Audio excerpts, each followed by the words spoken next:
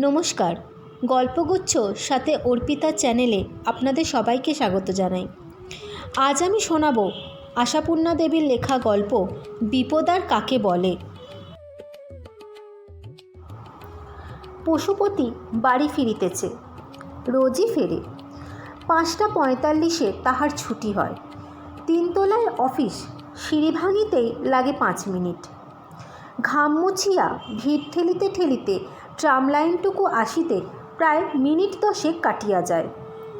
অবশেষে জনসমুদ্রের উতাল তরঙ্গের মধ্যে কোনো প্রকারে নিজেকে ঠেলিয়া দিয়া ট্রামের ভিতর মাত্র একখানা পা রাখিবার মতো স্থান সংগ্রহ করা, ব্যাস, আর কিছু করিবার নাই।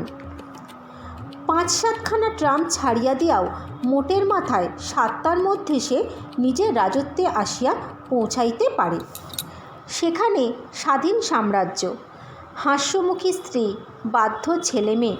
পশুপতি নিজে ফুর্তিবাজ লোক, সুখের সংসার পশুপতির। কিন্তু আজ আর পশুপতির মনে সুখ নাই। 7টার মধ্যে বাড়ি ফিরিবার তাগাদাও নাই। ব্ল্যাকআউটের রাস্তার মতো মুখ করিয়া খড় বোঝাই গরুর গাড়ির গতিভঙ্গিতে এসপ্ল্যানেড হইতে হাঁটা মারিয়া বাড়ি ফিরিতেছে। লড়াই করিয়া ইঞ্চি কয়েক জায়গা দখলের স্পৃহা আজ তাহার নাই। আজ তাহার মন খারাপ। অবশ্য সব কার্যের মতো পশুপতির মন খারাপেরও একটা কারণ আছে। কারণটা এই যে পশুপতি আজ হাত দেখাইয়াছে। হাত দেখানো বাতিক তাহার কোশমিনকালেও ছিল না, যাহাকে বলে দশচক্র। শিরিষ শিকদার নামে যে ছোকরা ক্যাচ ডিপার্টমেন্টে নতুন ভর্তি হইয়াছে, কথায় কথায় হঠাৎ জানা গেল ছোকরা নাকি পামিস্ট। আর যায় কোথায়? ঘরসুতো লোক তাকে ছাঁকিয়া ধরে আর কি। টিফিনে অনেকের খাওয়াই হয় নাই আজ। জিনিসটা এমনি মজার। এক মুহূর্তে 65 টাকা ওজনের নিহাত কেরানিটি একেবারে ত্রিকালজ্ঞ মহাপুরুষের পর্যাভুক্ত হইয়া পড়িল। ইহার জ্ঞানচক্ষুর সাহায্যে সকলেই একবার আপন আপন অদৃষ্টের ওপর চকিত দৃষ্টিপাত করিয়া লইতে চায়। পশুপতি অবশ্য দাঁড়াইয়া মজা দেখিতেছিল। এইসব ভোগাস ব্যাপারে কোনো কাহালেই তার আস্থা নাই। কিন্তু মাটি করিল শিরিষ নিজে। খপ করিয়া পশুপতির হাতখানা টানিয়া লইয়া কহিল, দেখি গুপ্তমশাই, আপনার লাখটা। এখন তো আপনার পোয়া 12। এই তো সেদিন 20 টাকার ইনক্রিমেন্ট হয়ে গেল। কিন্তু হাত দেখার পর যাহা বলিল সেটা ঠিক সৌভাগ্যের পরিচয় নয়। বারবার উল্টাইয়া পাল্টাইয়া দেখিয়া সন্নিগ্ধ স্বরে কহিল, তাই তো মুশকিল করলে দেখছি। খুব ভাওতা দিচ্ছেন যে। মুশকিল আবার কি মশাই? মুশকিল এই, একটা পাপগ্রহের দৃষ্টি এসে পড়েছে। শিগগিরই কোনো বিপদের সম্ভাবনা রয়েছে। আচ্ছা, লম্বা, ফর্সা, বেশ হাসি খুশি, মানে বাইরে থেকে দেখতে যাকে বলে প্রফুল্ল স্বভাব, এমন কোনো স্ত্রীলোককে চেনেন? কেন বলুন তো? সন্নিগ্ধ স্বরে প্রতিপ্রশ্ন করে পশুপতি। বর্ণনা শুনিয়া চট করিয়া অনিলার কথাই মনে পড়িয়া যায়। তবে কি তাহার কোনো বিপদ? ইদানিং তাহার শরীরটাও যেন তেমনি ভালো নাই। এই তো কবে একদিন যেন মাথা ধরিয়াছে বলিয়া রাত্রে ভাতই খাইল না। যদিও পশুপতির এসব হাত দেখা দেখিতে বিশ্বাস নাই, তবু খামোকা অনিলার কথাই বা বলিল কেন শিরিষ? শিরিষ কিন্তু বলিল অন্য কথা। বলিল, এই ধরনের কোনো স্ত্রীলোক আপনার ক্ষতি করবার চেষ্টা করছে। ক্ষতি বা প্রতারণা যাই বলুন, মানে আর কি, পরম আত্মীয় সেজে তলে তলে ধীরে ধীরে অনিষ্ট চিন্তা করছে। এই সবই তো বিপদ কিনা। শত্রু যদি বন্ধুর ছদ্মবেশে অনিষ্ট চিন্তা করতে থাকে, তাকে এড়ানো সহজ নয়। যাই হোক, আপনার পরিচিতি যদি কেউ এরকম থাকে কেন, আছেই। তার থেকে সাবধানে থাকবেন। পশুপতি যেন অকুল সমুদ্রে পড়িয়াছে। আত্মীয়, কুটুম্ব, বন্ধুবান্ধব, পরিচিতি জনসমুদ্রের ভিতর এলোপাথারি হাবুডুবু খাইয়াও কাহাকেও খুঁজিয়া মেলে না যে। ছোট খুড়ি আছেন বটে, লম্বা ফর্সা, কিন্তু জীবনে কি তাহাকে হাসিতে দেখিয়াছে পশুপতি? রাঙামাসি ফর্সা বটে, কিন্তু দৈর্ঘ্য বামনের পরিবর্তী স্টেজ মাত্র। মাসি, পিসি, খুঁড়ি, জেঠি, দিদি, বৌদি কাহাকেও ঠিক ধরা না। কাহারও সহিত কালোভদ্রে দেখা হয়, কাহারও সহিত হয় না। তবে অনিলাই কি তাহার অনিষ্ট চিন্তা করিতেছে? অনিলা তাহাকে প্রতারণা করিবে? অসম্ভব ভুল। অনেক কষ্টে গলা ভিজাইয়া বলে, কীরকম অনিষ্ট? ডেফিনেটলি কি করে বলি এত অল্প সময়ের মধ্যে?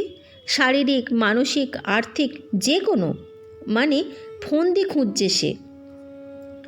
দ্বিতীয় প্রশ্ন করিবার সাহস হয় না পশুপতির। শুধু সেই থেকে ভাবনা শুরু করিয়াছে। অনিলা? হ্যাঁ, অনিলা ভিন্ন আর কে? আর কে তাহার ক্ষতি করিবার ফন্দি খুঁজিতেছে? কি করিবে? স্ত্রীরা স্বামীর কি ক্ষতি করতে পারে? কোন ধরনের অনিষ্ট? কিরূপ প্রতারণা?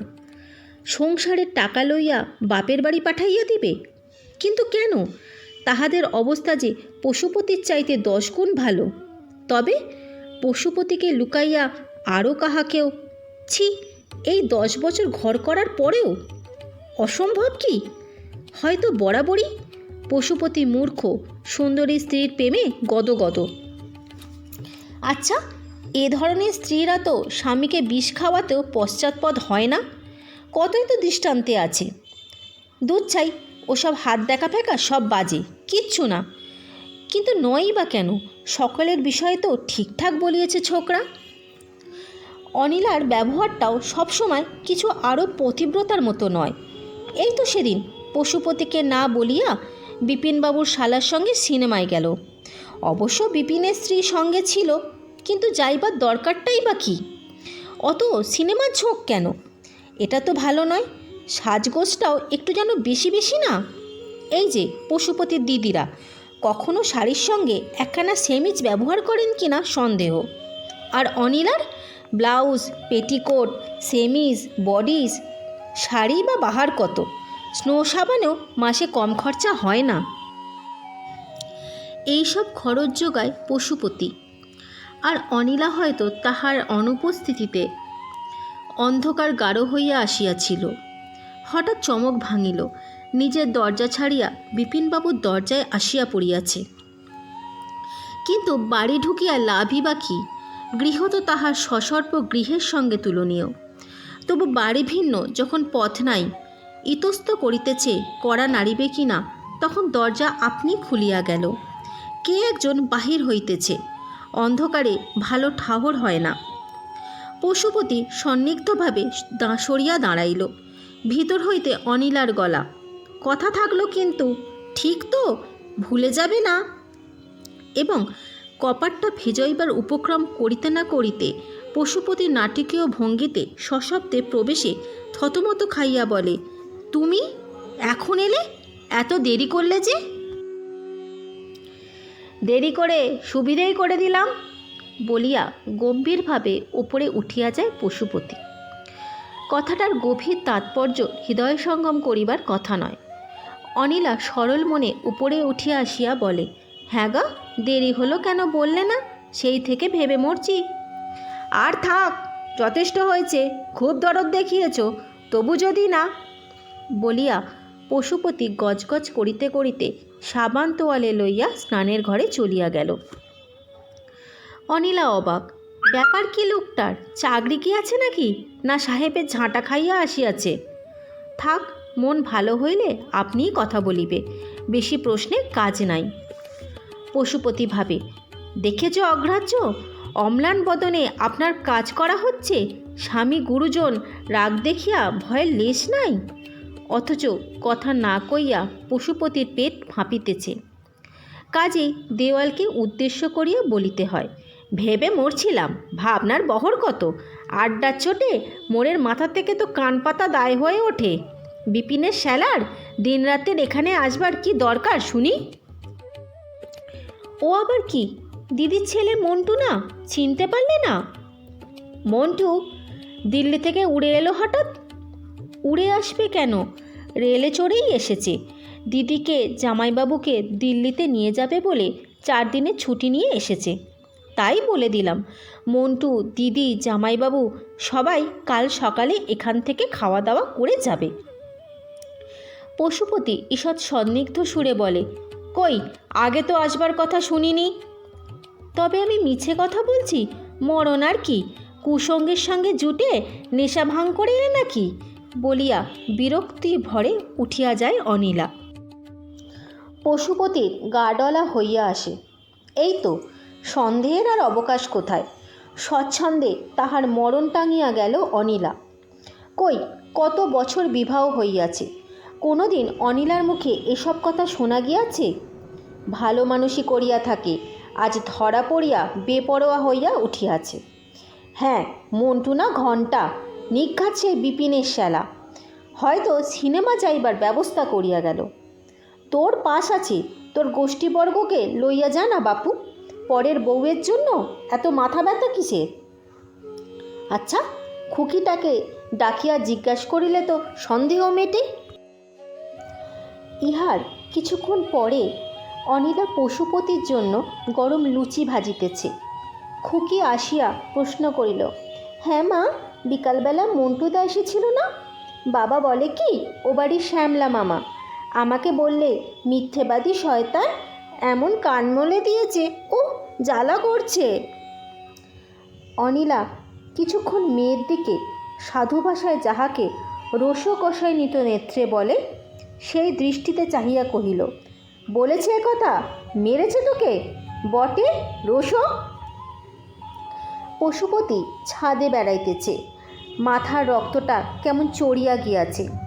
মেয়েটাকে না মারিলেই হইতো, যদি বলিয়া দেয় অনিলা, হাতে নাতে ধরা পড়িয়া যদি ভয়ঙ্কর কিছু প্রতিহিংসা লইতে চায়। অনিলার হাতেই তো পশুপতির মরণ কাঠি, জীবন কাঠি। আচ্ছা, তাই কি সম্ভব? পশুপতির কি মাথা খারাপ হইয়াছে? দিব্যি লুচি ভাজার গন্ধ আসিতেছে, পেটের মধ্যে তাগাদাও আসিতেছে দিব্য। সকালেই না অনিলা বলিয়াছিল আজ মাংস রাঁধিবে, লুচি আর মাংস।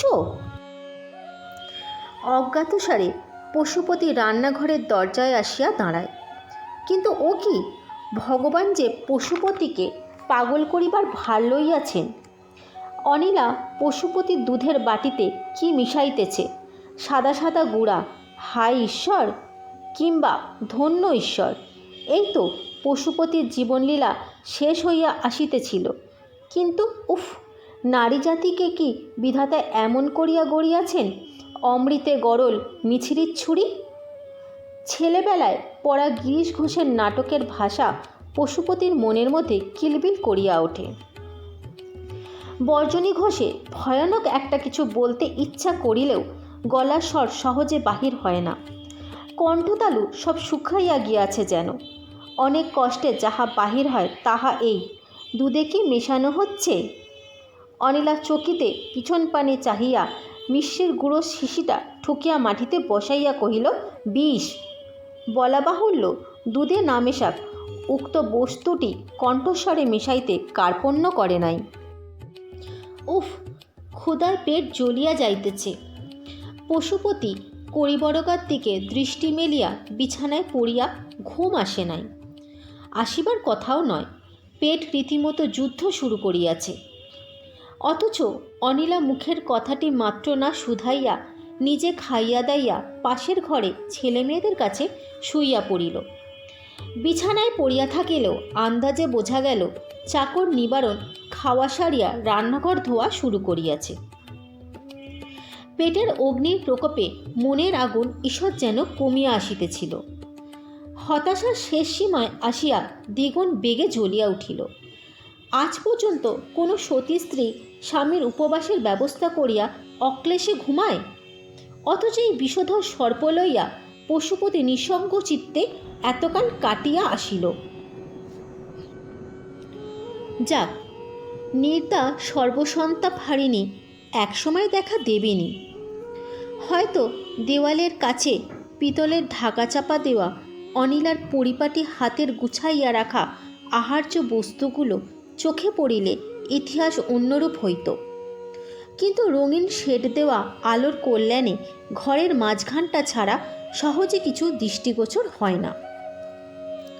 সকালে ঘুম ভাঙিতেই পশুপতির কানে গেল অনিলা নিবারণকে উদ্দেশ্য করে কইতেছে, বটে, সব পড়ে আছে, হাত দেওয়া হয়নি?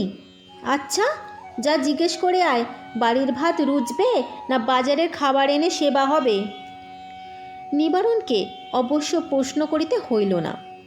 আমার জন্য কাউকে সেবা কিছু করতে হবে না বলিয়া সদ্য নিদ্য উত্থিত পশুপতি চটিটা পায়ে গলিয়া বাহির হইয়া গেল। পর সামনে বিপিনের শালা শ্যামল। এই যে পশুপতিবাবু, ভালোই হলো, অনিলাদিকে বলে দেবেন, দিদি বলেছেন। হঠাৎ পশুপতি মারমুখো হইয়া দাঁত খিচাইয়া ভ্যাংচাইয়া ওঠে। অনিলাদিকে বলে দেবেন? ভারী আমার সাতকালে দিদি পেয়েছেন, 24 ঘন্টা আমার বাড়িতে তোমার কি দরকার হে ছোকরা? যাও যাও। শ্যামল অবাক বিস্ময়ে কিছুক্ষণ তাকাইয়া চলিয়া গেল। বোধ করি ভাবিল পশুপতি হঠাৎ গাঁজা ধরাইয়াছে। সে দিদির বাড়ি থাকিয়া MSc পড়ে বরাবর আসা যাওয়া আছে, ভালো ছেলে। পশুপতিও তাহাকে যথেষ্ট ভালোবাসে। হঠাৎ এ কি? অশানত অভুক্ত পশুপতিকে দেখিয়া অফিসের অনেকে বিস্মিত হইয়া কুশল প্রশ্ন করিল। পশুপতি কাহাকেও একটা জবাব দিল, কাহাকেও দিল না। শিরিষ শিকদারকে আর একবার নিরালয়ে লইয়া বসিতে হইবে। ধরো অনিলাকে বসিয়া আনিতে কোনো রত্নধারণ বা কবচ টবচ কত কি তো ছাইপাস থাকে। টিফিনের সময়টা আসিলে হয়। কিন্তু পশুপতির আজ নিতান্তই অদৃষ্ট খারাপ। উঠি উঠি করিতেছে, উপরওয়ালার তলব আসিল না, আসিবে কেন? তাহাকে যে এখন শনিতে ঘিরিয়াছে। শিরিষ শিকদারকে নিরালয় পাওয়ার আশা ঘুচিল। টিফিন রুমে আসিবার অবসর মিলিতে এদিকে আড্ডা ঘোরালো হইয়া উঠিয়াছে। কিন্তু পশুপতির নাম লইয়া হাসাহাসি হইতেছে। মানে? পশুপতি দরজার বাহিরে দাঁড়াইয়া পড়ে। শিরিষ শিকদার, ইয়ার ছোকরাটা বলে কি? বলিতেছে, দেখেছেন আজ পশুপতিবাবুর মুখখানি? আষাঢ়স্য প্রথম দিবস একেবারে, যাকে বলে শ্রীমুখ মণ্ডল। খুব ব্লাফ দিয়েছি কাল। আপনার মুখে ওনার গিন্নির বর্ণনা শুনে দিলাম ঠুকে 1 নম্বর। আহা, ভদ্রলোকের মুখ শুকিয়ে আমসি। উনি আবার সেদিন বলেছিলেন, আমি মশাই কারোর ভাঁওতায় ভুলি না। সেই যেদিন ইনশিওরে সেই ভদ্রলোক এসেছিলেন। এদিকে তো এক কথায় মুখ চুন। অমূল্য বোস কহিল, আরে মশাই, আপনি একেবারে যে মোক্ষম কথা বলে বসলেন। আজ নিখৎ গিন্নির সঙ্গে কোদল হয়েছে, তা একটু হওয়া ভালো, প্রেম গাঢ় হয় যখন তখন গিন্নির বড়াই। আর ফি কথায় এমন ভাব দেখাতে চান, ওনাদের এই বয়সে যেরকম নিবিড় প্রেম এমন আর একালের নবদম্পতির মধ্যেও নেই। আজ তো কই টিফিন করতে এলো না ভদ্রলোক, বাড়ি থেকে ভাতও খেয়ে আসেনি বোধ হয়। যাকে মশাই, রহস্যটা ভেঙে দেবেন, একদিনেই রোগা হয়ে গেছে লোকটা। পশুপতি স্তম্ভিত, মাটিতে শিকড় গড়িয়া গেছে তাহার। শিরিষ শিকদারের ওপর রাগ করিবার মতো জোরালো অবস্থাও নাই মনের। শুধু অনিলাকে কি বলিয়া শান্ত করা যাইবে, শ্যামলকে মুখ দেখানো যাইবে কেমন করিয়া, এই দুশ্চিন্তাটা যেন মাথা হইতে সর্বশরীরে পাক দিতে থাকে। সারাদিন চিন্তা করিয়া করিয়া ঘুরিয়া ফিরিয়া অনেক মুসাবিদ করিয়া সন্ধির মন্ত্র রচনা করিতে হয়। ধরো এমনও বলা যায় পশুপতি কাল একটা অভিনয় পরিহাস করিয়াছিল। কিন্তু এমনি বোকা অনিলা, ভালো কথা। ব্লাউজের জন্য ছিটের কাপড়ের কথা বলিতেছিল না সেদিন? স্নো সাবানও যেন অনেকদিন কেনা হয় নাই। কপালে চুল পাতলা হইয়া আসিতেছে বলিয়া সেদিন আক্ষেপ করিতেছিল না অনিলা? কি নেওয়া যায়? বাদগেটের ক্যাস্টার অয়েল, জবা কুসুম, লক্ষ্মী বিলাস, মহাভিঙ্গরাজ? কিন্তু এত করিবার প্রয়োজন ছিল না। 5-7টা প্যাকেট হাতে বেহাতি অবস্থায় কড়া নাড়ার পরিবর্তে জুতার আগা দিয়ে সজোরে ধাক্কা দিতে নিবারণ আসিয়া দরজা খুলিয়া দিল এবং একটি গাল হাসিয়া কহিল, আপনি এখন এলেন বাবু? মা এইমাত্র চলে গেলেন। চলে গেলেন কোথায়? আগে কেন? দিল্লিতে। ট্রেন ফেল হবার ভয়ে ট্যাক্সিখানাকে যা ঊর্ধ্বশ্বাসে দৌড় করিয়েছে, এতক্ষণে হাওড়া স্টেশনে পৌঁছে গেল। যাবার কথা ছিল না বাবু? ভৃত্যের কাছে মান খোয়ানোর ভয়ে পশুপতি কষ্টে শ্বাস লইয়া সহজভাবে বলে, কথা ছিল বই কি, কথা ছিল। তবে আজই কার সঙ্গে গেল? মাসিমা, মেসমশাই, মন্টু দাদাবাবু এখানেই তো সব খাওয়া দাওয়া করলেন কি না? গল্পটি আজ আমার এখানেই শেষ হলো। আপনাদের সঙ্গে দেখা হবে আবার নতুন একটি গল্পের সাথে। ধন্যবাদ।